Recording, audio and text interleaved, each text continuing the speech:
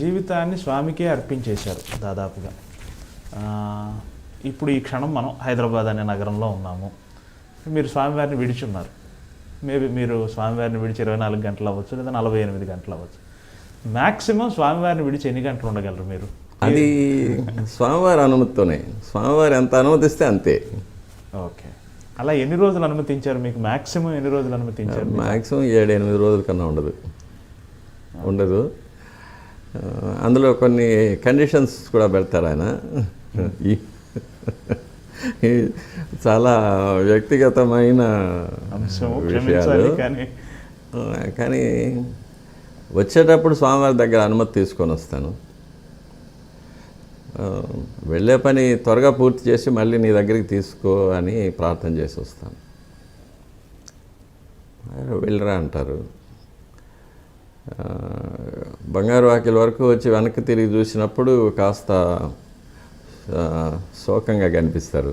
వెళ్తున్నావా అంటారు. త్వరగా వచ్చేస్తానని చెప్పి వస్తాను. మళ్ళీ తిరిగి వెళ్ళినప్పుడు మళ్ళీ ఇంటికి వెళ్ళి స్నానం చేసి స్వామివారి దర్శనానికి వెళ్తూనే అప్పుడు చాలా సంతోషంగా అనిపిస్తారు. వచ్చేసావా, వెరీ గుడ్ అంటారు.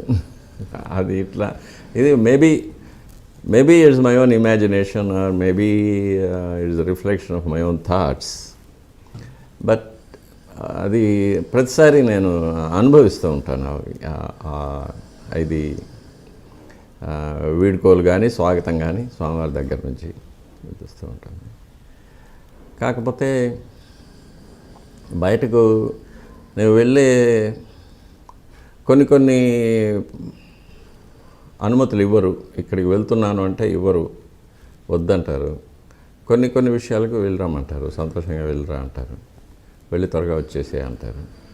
కొన్ని చోట్లకి వద్దంటారు.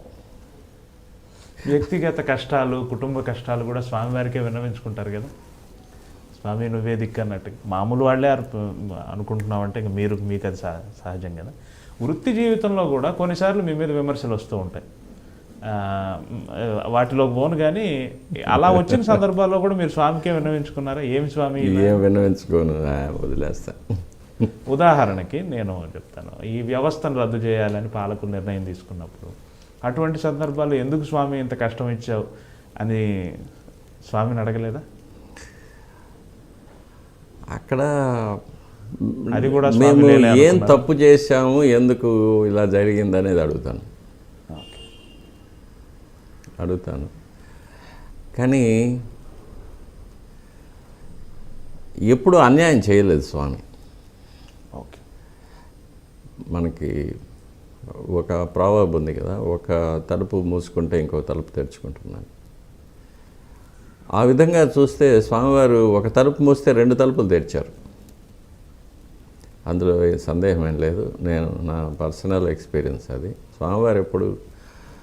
స్వామివారి పాదాలను ముట్టుకున్న అర్చకుడు ఎవ్వడు కూడా నష్టపోడు, బాధపడ్డాడు, క్షేమంగా ఉంటారు. అష్యూరెన్స్.